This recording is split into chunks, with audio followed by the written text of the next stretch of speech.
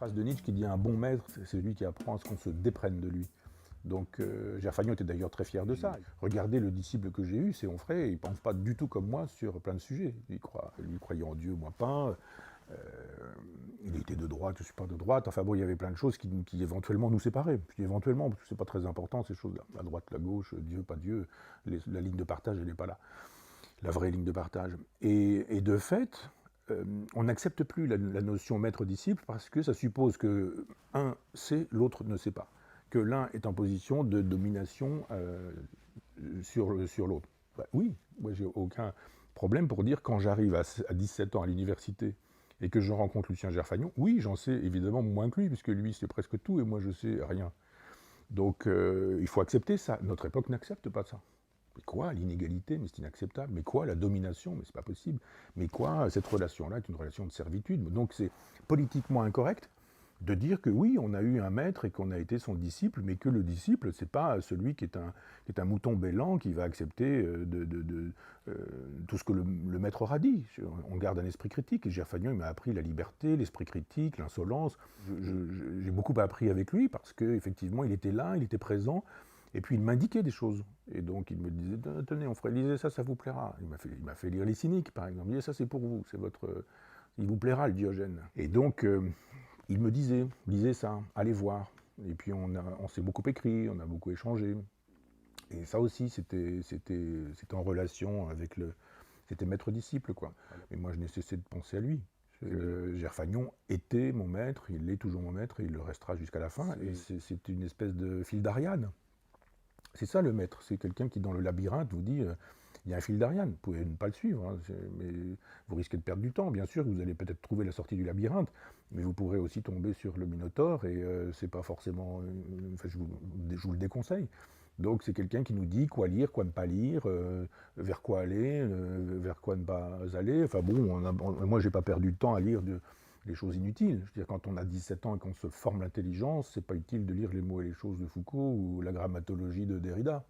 Il vaut mieux lire tout Sénèque, tout Cicéron, tout Marc Aurèle, tout Épictète, et ça vous constitue un être. Donc ce que je suis aujourd'hui, je le suis parce que Gerfagnon a eu lieu, et je lui rendrai hommage toute mon existence. Je l'entendais parler.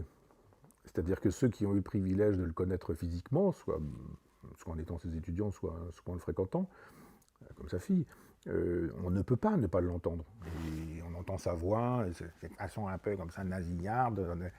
Et donc lui, il nous apprenait des trucs sidérants, parce que d'un seul coup, on se dit, mais il ne faut pas croire sur parole ce qui est écrit, quoi. C'était aussi, il enseignait le doute, un peu. Bah oui, ça paraît évident, mais juste se dire, bah ouais, il y a des intérêts idéologiques qui font que les gens écrivent des choses, et que c'est pas forcément la vérité, qu'on peut vouloir salir, et qu'on peut cacher la vérité. Et ça, c'était intéressant, cette façon de dire, hop, hop.